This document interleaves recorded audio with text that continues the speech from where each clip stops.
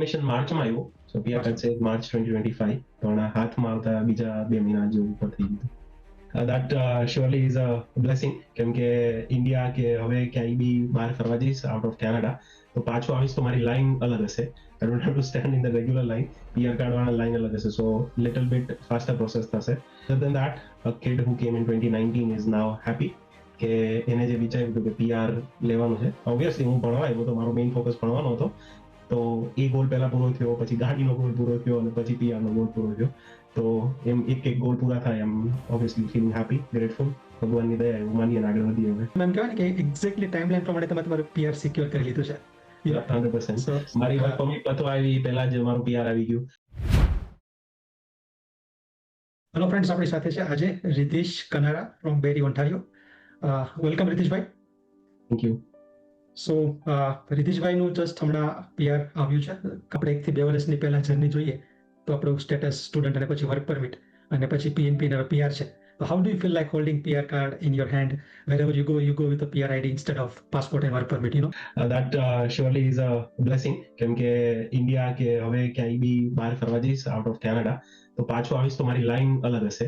I don't have to stand in the regular line. PR card વાળા line અલગ હશે, so little bit faster process થશે. Other than that, ઘણા દરવાજા ખુલી જશે હવે કેનેડામાં.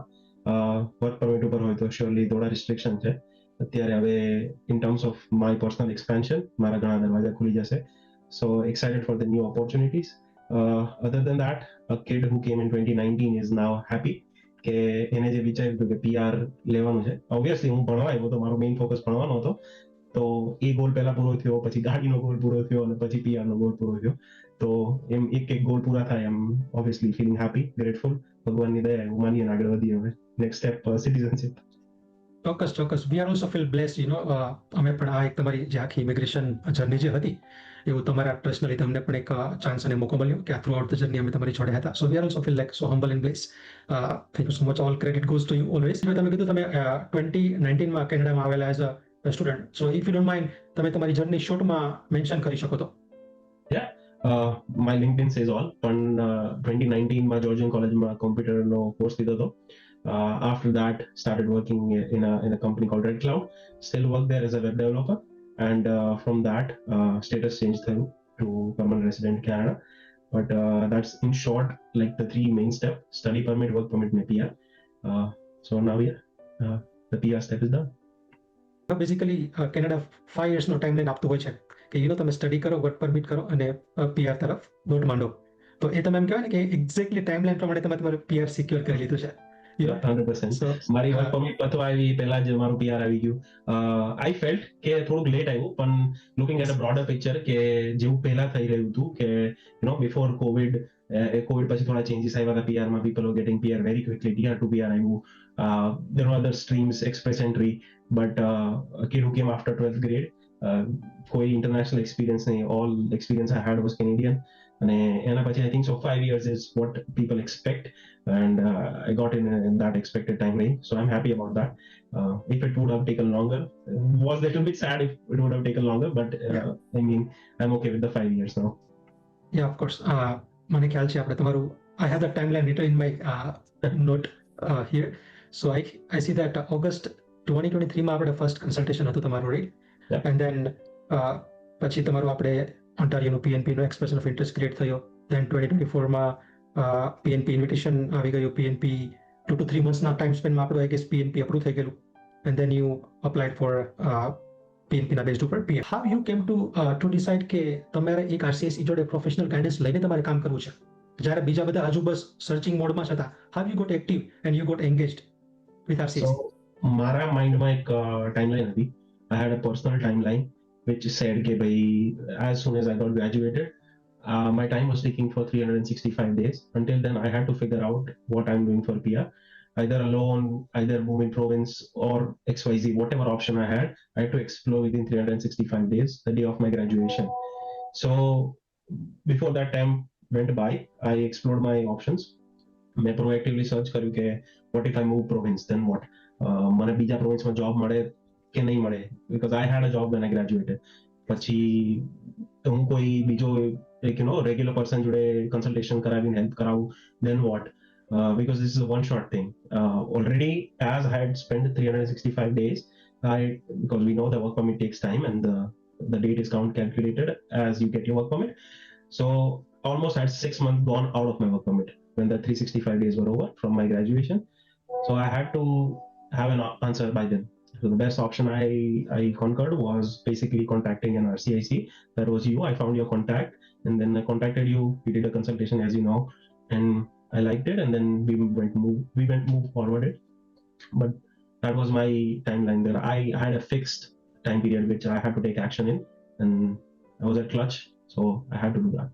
I remember the conversation even before PNP આપણે સિક્યોર નહોતું થયું એ પહેલા આપણે એવા ફેઝ ઉપર હતા કે યુ આર આસ્કિંગ કે આપણે નરેશભાઈ અલબત્તા મૂવ થવું પડશે કે નહીં, રાઈટ? તો એના ઉપર પણ આપણે ખાસો એવો આઈ ગેસ ટાઈમ સ્પેન્ડ કરેલો કે અલબત્તા મૂવ થવું તો કેમ થવું, કેટલા ટાઈમ લાઈન સુધી આપણે કટ ઓફ મૂકવું, અને જો આના પછી એટલા ટાઈમમાં ઓન્ટારિયોમાં આપણું કામ ના થાય તો પછી આપણે we will take a secured and calculated move to અલબત્તા.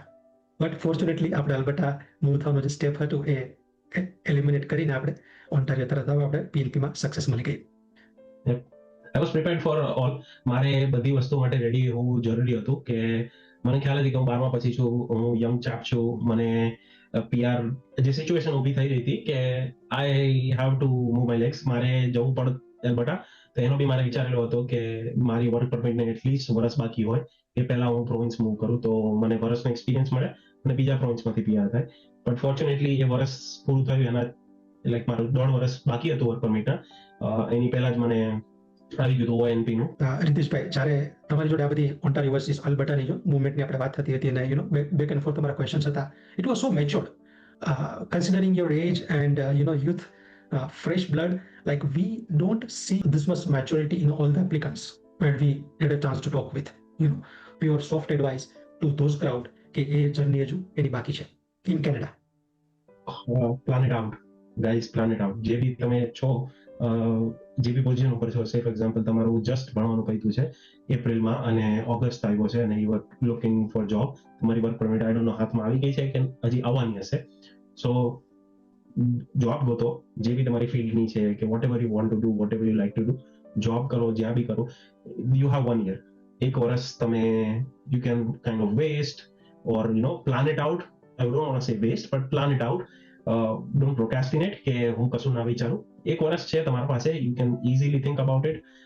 એ વર્ષ પતે પછી you should have a plan.